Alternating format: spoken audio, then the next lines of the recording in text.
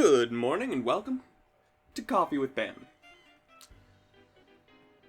Today's brew is Crazy Cups Chocolate Marshmallows. And today's topic, the Switch 2. I'm not holding it. I meant to hold it. The Switch 2.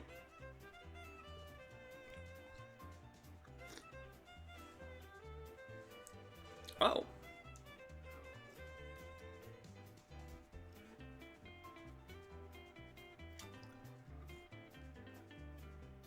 That's some good flavor. I definitely taste the chocolate and marshmallow.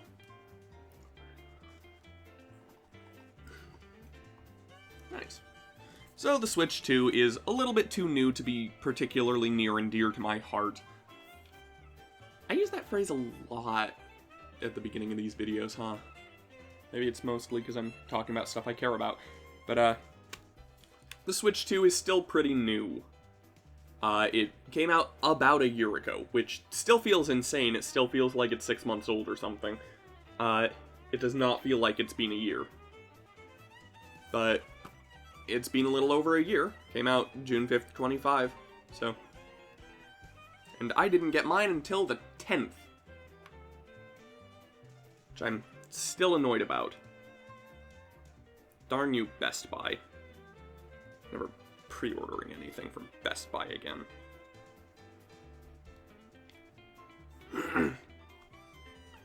So, let's start this before the beginning.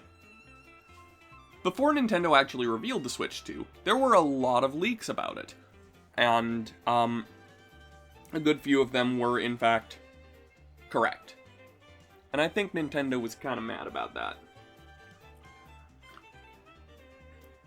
Actually, kind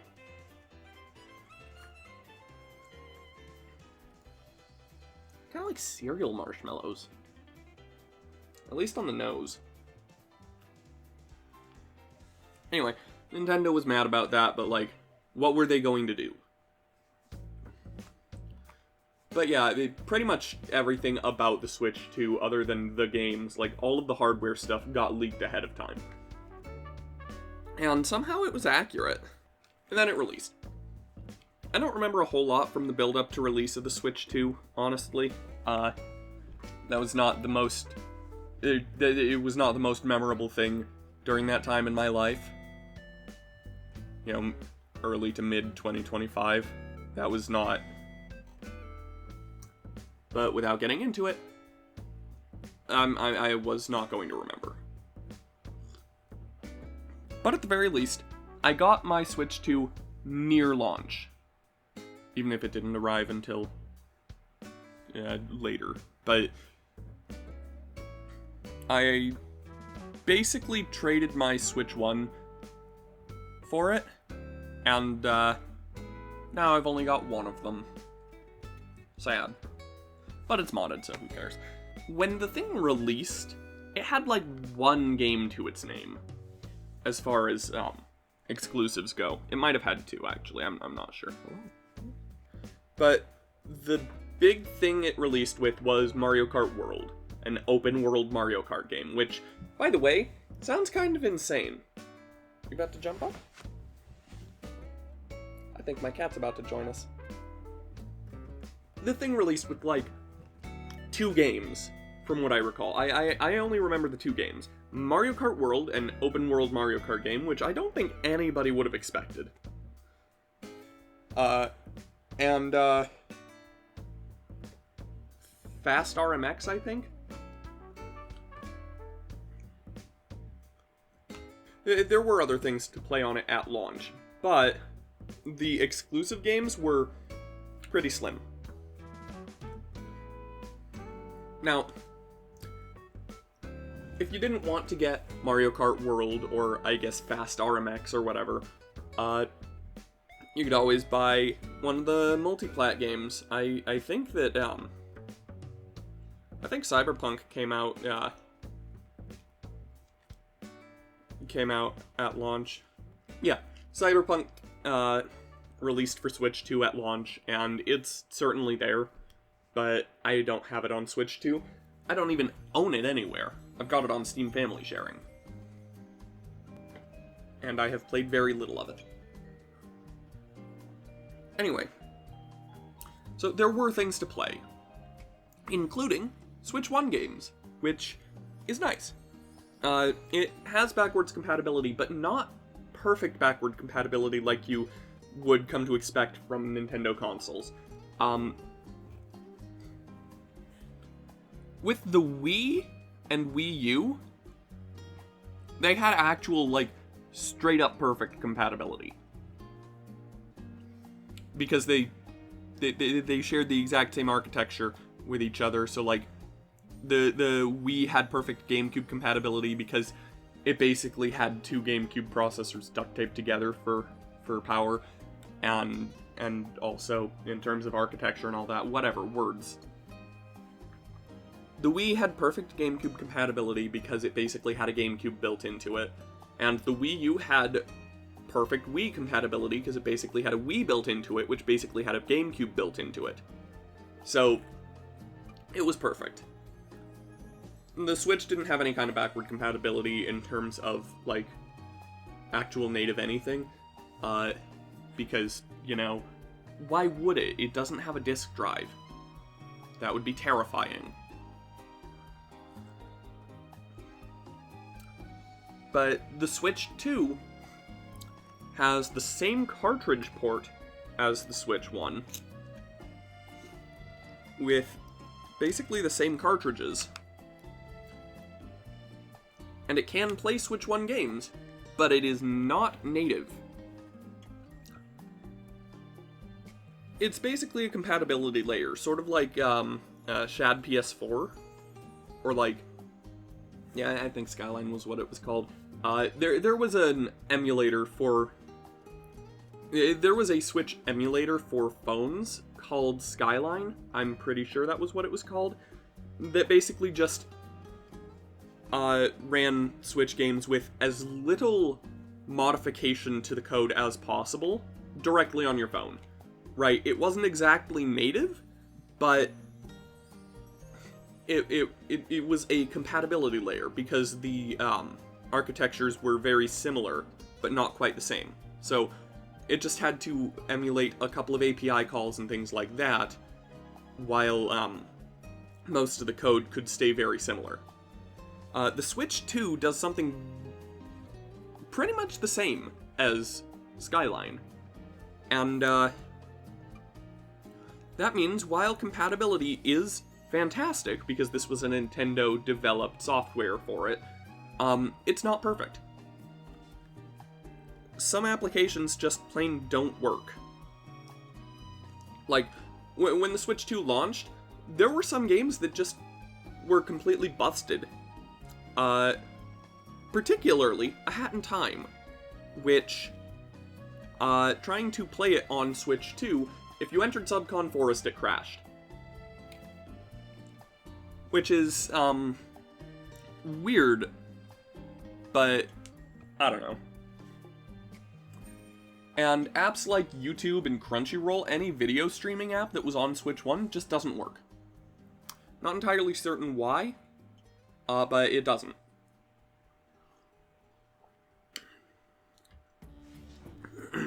Otherwise, other than that though, the backward compatibility for Switch 2 is actually fairly impressive. Particularly, it actually eliminates lag and such in some games. Take, for example, Super Mario Maker, which ordinarily performs perfectly fine. But because there are user-generated courses in there, it's possible to lag it out. Those super laggy courses just don't lag the Switch 2 version, or don't lag the game on Switch 2. Because despite kind of running a Switch in it, it still has substantially more power, and thus can handle things a lot better. And heck, even things like load times are going to be better because the internal storage is just way gooder. And, you know, it's not going to be able to do everything for Switch 1 games. You're not going to get any actual increase in graphical fidelity or anything, because it's still the same game. They're not, it's not making a new version of the game for Switch 2, it's just running the Switch 1 version with a couple of enhancements that are purely there because of the leap in power. Unless you're playing one of the games that happens to be specifically Switch 2 enhanced. So, actually, because of the increase in power, there's also things like Sonic Colors Ultimate just looking better on Switch 2 in handheld mode. Even if you aren't, even if you, like, just running it in handheld mode will look better on Switch 2 than on Switch 1. Purely because it has more power and thus doesn't automatically lower the resolution as much. So, that's neat. Frontiers might also have that, but now that has a proper Switch 2 release, which, by the way, Sega, make an upgrade path. Now! I know you watch my videos, Sega. Everyone watches my videos. I know you watch them, Sega. Make an upgrade path for Sonic Frontiers. Anyway. But yeah, some games inherently get improved by just the upgrade. But some games don't. And that is where a Switch 2 version comes in. And some of them are free. Like Mario Odyssey or Pokemon Scarlet and Violet. Mario Odyssey is already a perfectly fine running game on Switch 1. But the Switch 2 enhancement adds better frame rates and better view distance, things like that, at higher resolutions, and it's neat, and it does better than emulators can. So that's fantastic news. But Pokemon Scarlet and Violet. Oh, Pokemon Scarlet and Violet. Those games desperately needed the upgrade. On Switch 1, they were lagging, buggy messes. On Switch 2, now they're just buggy messes. No, but in all seriousness, I haven't experienced that many bugs, for the most part. But, the Switch 2 version increases the resolution, gives you actual 60 FPS, which, honestly, I'm not actually entirely certain that it's not using, like, DLSS upscaling or anything, because that is built into the Switch 2, and I'm not sure how much I like that. But, gives you 60 FPS and substantially better performance. And it was kind of a necessary upgrade. And I am so glad that they made it free. But there were also paid upgrades.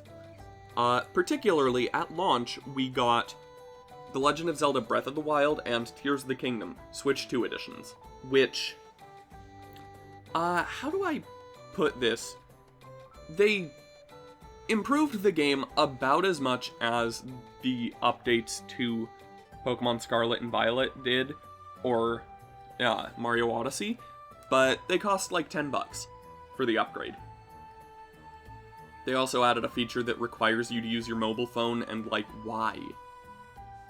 I don't think they're worth it, but I didn't pay for them. I got them via Switch Online, because you can get those two upgrades for free if you have Switch Online, which is nice, I suppose. Or Switch Online plus expansion pack. Pass? Pack? I never remember if it's expansion pass or expansion pack. But yeah, I didn't pay for them. I still got them because I have Nintendo's paid subscription that my mom pays for a family plan for, but I did not pay for the upgrades myself. And speaking of price, that's the big thing. The Switch 2 is pricey. At launch, it cost $450 on its own. $500 if you wanted to get Mario Kart World with it, which would on its own usually cost $80. Which, by the way, Nintendo, why? It's not worth $80. It just isn't. I can't justify $80 for Mario Kart World. Getting the bundle is the best way to get it. But I'm pretty sure that they raised the prices. Or are raising the prices. I don't remember exactly. It hasn't affected me because I've already got the Switch 2. They're not raising the prices of the games, thankfully, but I think they are raising the prices of the console. Now, does the power justify the cost? No. No, the Switch 2, with its power level, I don't think is worth $450 or $500. I think the Switch 1 should have been lowered in price, and the Switch 2 should have been $350. That's what I would say it's realistically worth at the power level it's got. It's $350. Especially considering a Retroid Pocket 6, this is the 5, I don't have a 6, but like, it's a good stand-in. Especially considering the Retroid Pocket 6 is reasonably similar in power, you can get it in the 12GB model. It's going to be reasonably similar in power, can also play Switch 1 games with enhancements, and costs around $300, I think? I'd have to check, actually, one sec. Yeah, the 12GB model of Retroid Pocket 6, which is reasonably comparable to power in the which is reasonably comparable in power to the Switch 2, costs $280. And that's not... The Retroid Pocket isn't being subsidized using the price of games. They don't make money off of games. They're just selling the hardware.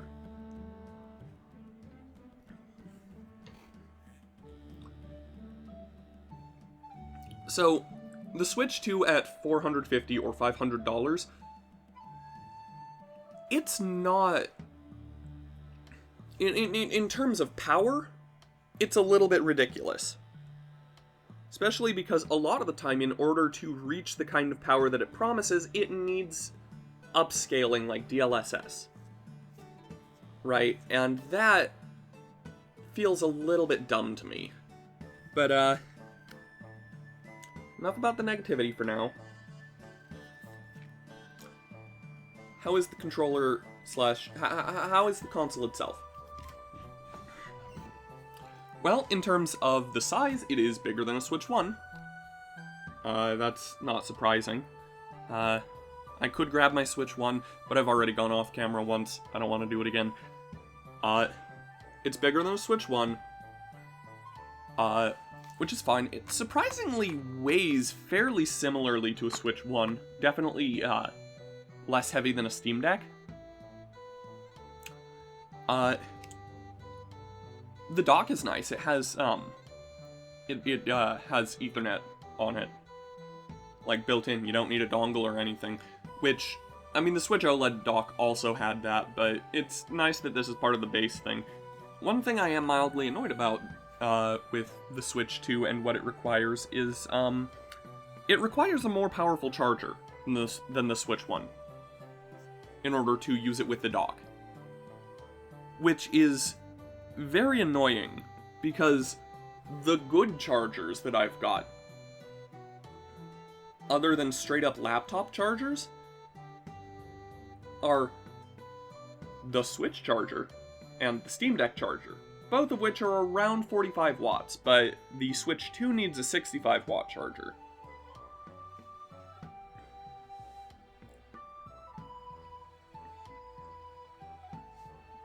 At the very least, it has USB-C, and it actually has two of them. So you can use another charger as long as it's powerful enough, though, Nintendo might, Nintendo will likely say, oh, this could destroy your device, kind of thing. But no, it's probably fine. You can stay on the more careful side, but I haven't had any issues, personally. Now,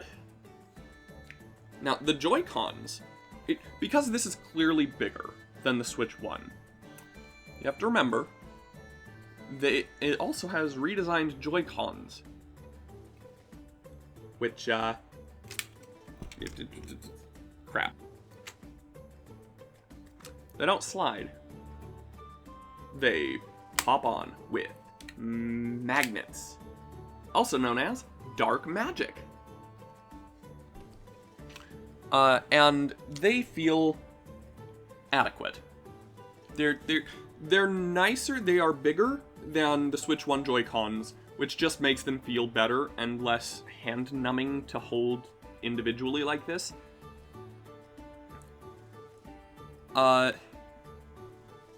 They increased the size of the SL and SR buttons, so that's actually really nice, especially for something like Mario Kart. Unfortunately, they don't have a proper grip thing anymore, so you have to hold it with like the flat thing, and it's not that comfortable on its side. But holding it like it's a Wii Remote and nunchuck, I like it. Feels about as good, if not a little bit better than the Switch 1 Joy-Cons. Now, connecting with magnets means that Nintendo couldn't have put in Hall effect sticks, which is a massive shame. Nintendo, we still have drift issues.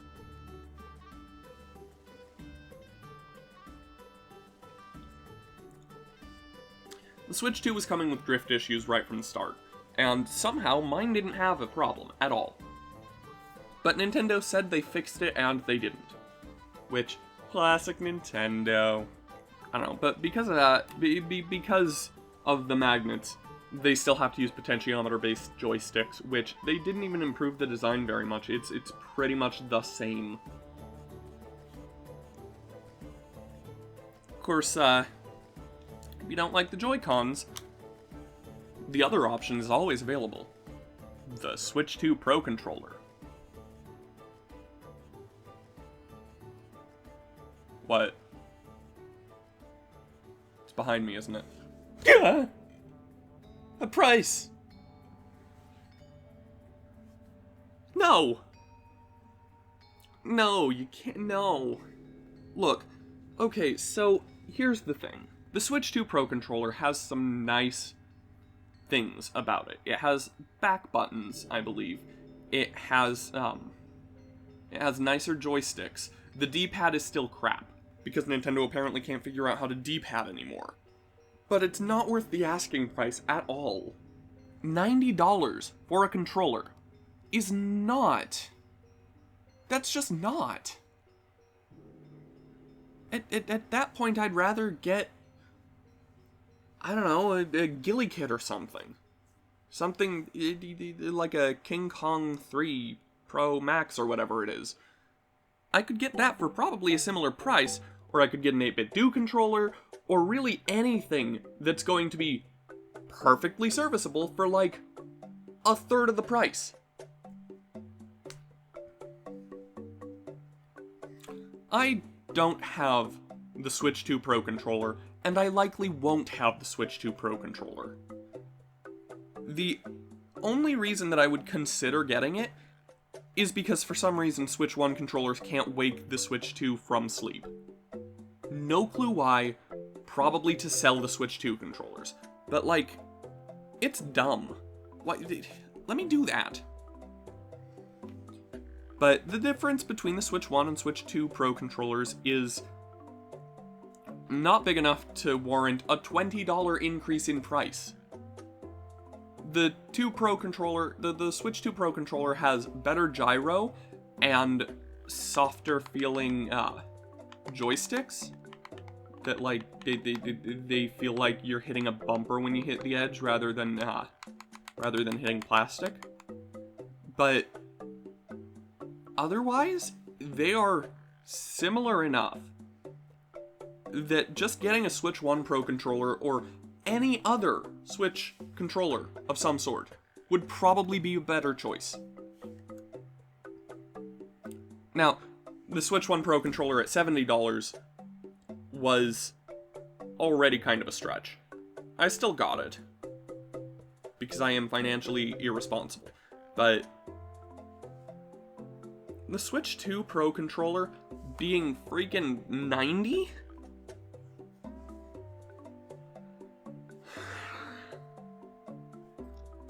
Whatever. I'm still getting too negative. There are other controllers, and Switch 2 specific controllers from third parties have started shipping out finally. They didn't exist around the launch because, I don't know, I guess Nintendo just didn't want to do that, and Nintendo didn't want others making controllers yet. No clue. But, they didn't exist at launch, and now they do. And I'm still gonna stick with Switch 1 controllers for the most part, and if I need to wake the console from sleep, I'll press the power button.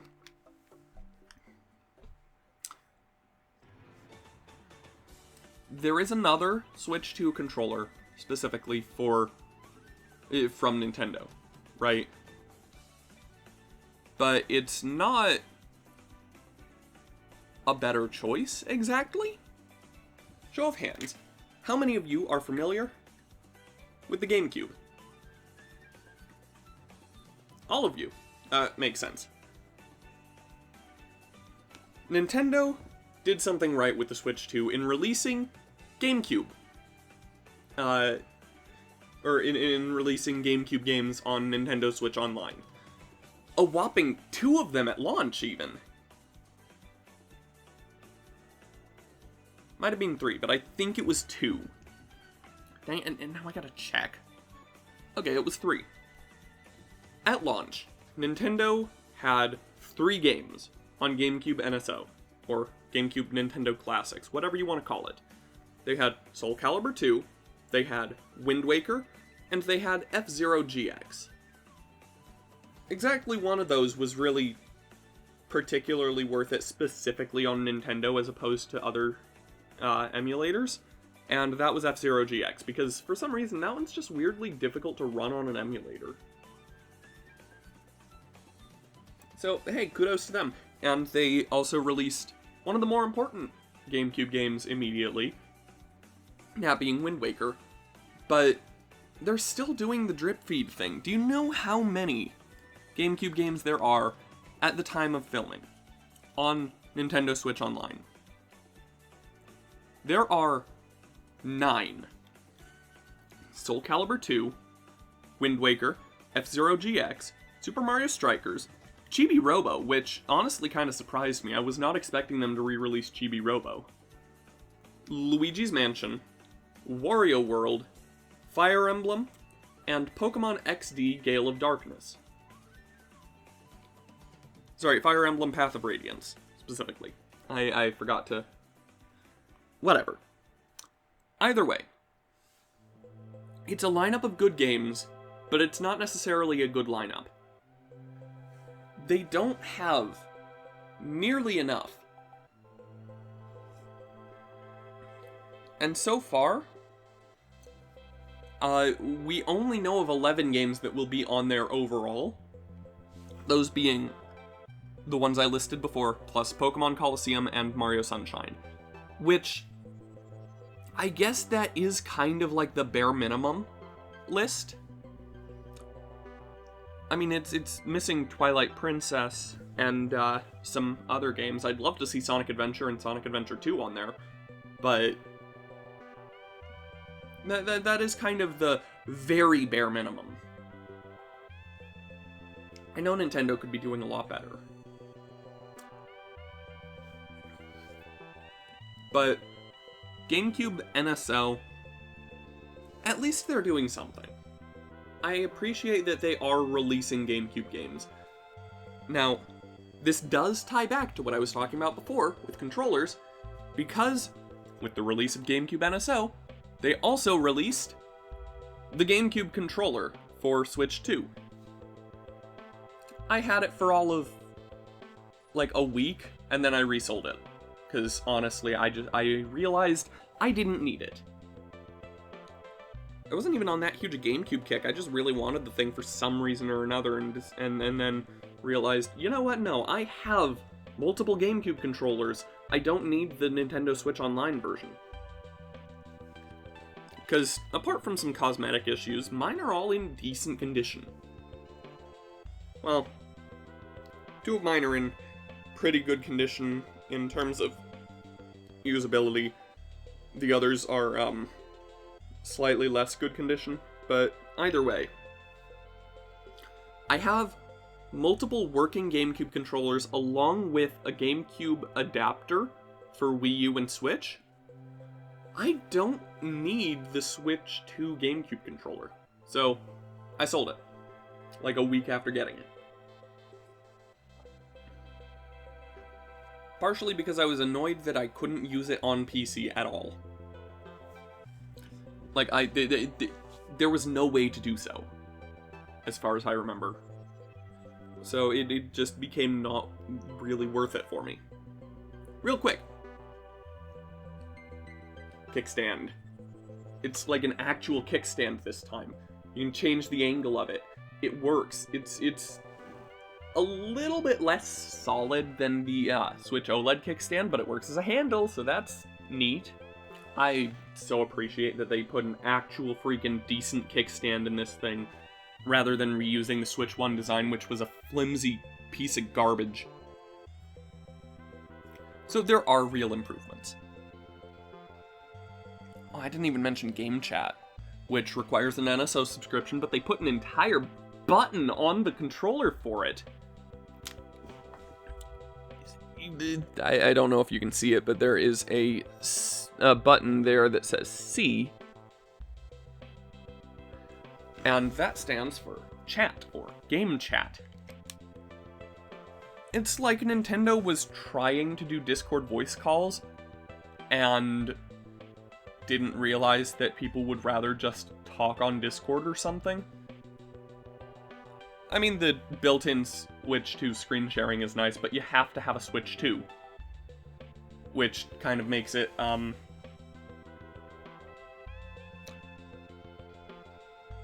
not fantastic, in my opinion. It's not accessible enough to be a killer feature or anything. There's not even really text chat as far as I'm aware. It's just voice chat and video. Oh yeah, they released a webcam. It's not great. It costs too much. I guess I probably ought to talk about the games themselves, huh? I only really have, like, a couple of Switch 2 native games.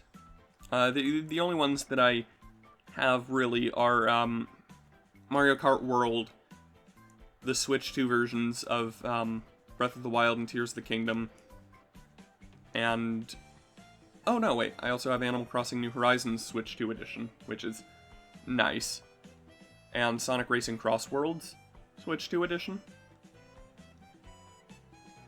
But for the most part, I pretty much just play Switch 1 games on this, because I like Switch 1 games. Wait, I also have Legend Z... crap, I have Legend ZA Switch 2 edition and have played, like, less than an hour. I need to... crap, I completely forgot about it. I've played more Legends Arceus on my Switch 2. Arceus, whatever. I've played more Legends Arceus on my Switch 2 than I have Legends ZA.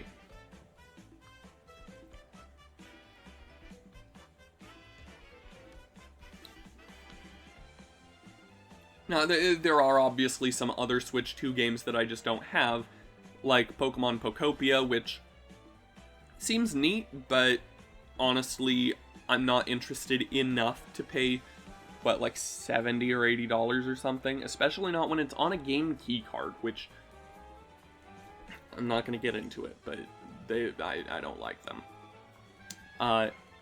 Or Donkey Kong Bonanza, which is a 3D platformer. I downloaded the demo of it. I played maybe like 5 minutes. I don't think it is bad, but I don't think that I need to get it. And then Mario Kart World is also in my bullet points back there. Which Mario Kart was the last game I was expecting to succumb to open world bloat. Yet here we are. It's got missions across the world to do, and it has, it's got a lot of fantastic music, but none of it matches the vibe of whatever location you're in. It just plays at random when you're doing free roam. And it's still a Mario Kart game. You still have the regular races and such. The controls are definitely, well, not the controls, just the control. It feels a little bit different from previous Mario Kart games in the sense that the turning is a lot wider, and tracks are sculpted around that, but still, it's different.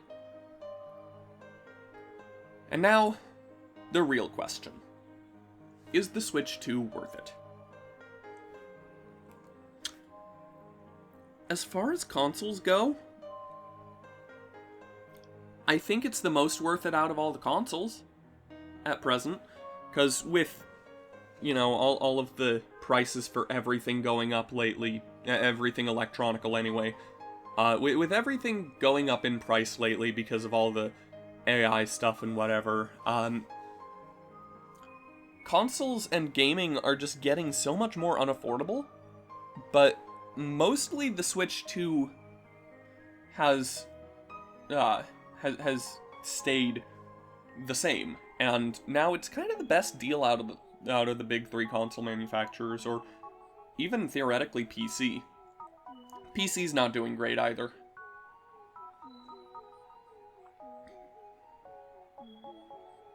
But while it's the best deal out of them, it still might not be worth it for you. Because unless you're really interested in the exclusives or the upgrades to Switch 1 games, which, I mean, you don't need them unless you're playing Pokemon Scarlet and Violet, in which case I don't think I could realistically live without them anymore. But I think a Switch 1 is the better choice for a lot of people.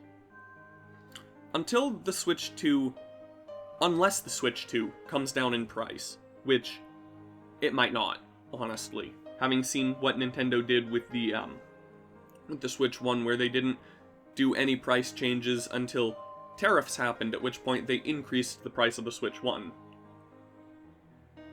Unless the price of the Switch 2 comes down, I think the Switch 1 is still more worth it. But of course, that's coming from somebody who has bought it. Anyway, so the moral of the story is, Nintendo needs to release Joy-Cons that have more color than just this little side edge thing and under the joystick. Because as it is right now, it's all black. That's the only color of the Switch 2. I don't even think there have been any special editions or anything yet of Joy-Cons. And this has been Coffee with Bann.